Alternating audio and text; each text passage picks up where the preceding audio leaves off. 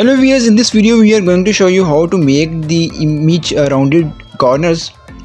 So to round the corners of the image, this is very simple step that you have to follow.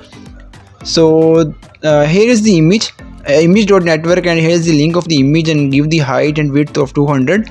So wrap this widget inside another widget. So you have to press Ctrl and plus dot button. So wrap the widget inside the widget. So we will use the widget, that is the clip react.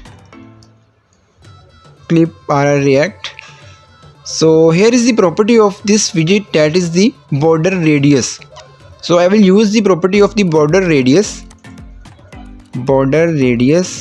So I will use the property of the border radius dot circular.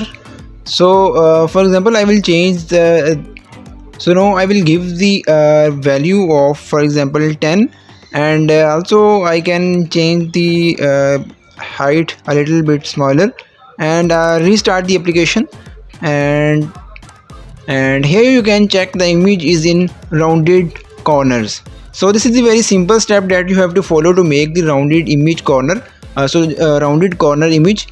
So hope you like this video. If you like this video, then hit the like button of this video and subscribe this channel. Thank you.